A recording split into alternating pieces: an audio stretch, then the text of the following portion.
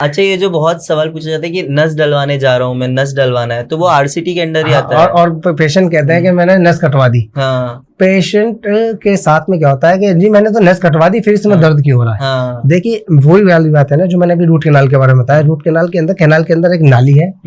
Canal का मतलब ही एक नाली है ना।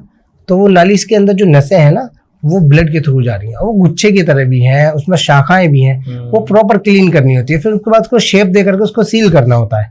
ऐसा नहीं है कि एक नस जा रही है उसको सीजर से काट दिया और उसका सेंसेशन खत्म, ऐसा नहीं होता है दांत में। बहुत मेहनत का काम है ये। अभी एक सर्जन थे मेरे पास कि वो गॉल ब्लैडर की सर्जरी करते हैं वो, तो कह रहे कि यार जावेद ये तो मेरे से भी ज्यादा कॉम्प्लिकेटेड काम है, 2 घंटे लग गए तुझे इसमें काम में, इतने से काम में। कह रहा है मैं तो 20 मिनट में कर देता हूँ गॉल ब्लैडर की सर्जरी, और इस काम में तो मुझे बहुत टफ लग रहा है। मैंने कहा ये इतने में करा और पैसे भी तेरे इतने कम है। मैंने कहा बस पूछो क्यों, क्योंकि गॉल ब्लैडर का एक लग रहा है लोगों को एक मिथ है यार कि इतनी बड़ी सर्जरी है। गॉल ब्लैडर 5 दिन में हील हो जाता है। और टूथ एक्सट्रैक्शन जो है ना जिसके लोग 500, 800, 1000 चार्ज करते हैं, टूथ एक्सट्रैक्शन का सॉकेट उससे भी ज्यादा टाइम में हील होता है।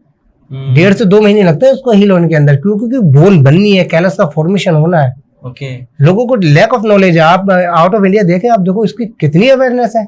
दांतों से इतनी बीमारियां होती हैं, हमारे यहाँ पे लोगों को पता ही नहीं है। डिमेंशिया का खतरा ब्लीडिंग गम्स की वजह से हो रहा है, डायबिटीज हो रही है, हाइपरटेंशन हो रही है। और गायनी के अंदर भी आप देखें, अगर फीमेल प्रेग्नेंट है और उसको गम्स डिजीज है तो प्रीमेच्योर बर्थ हो जाता है, बच्चे का जन्म ही पहले हो जाएगा।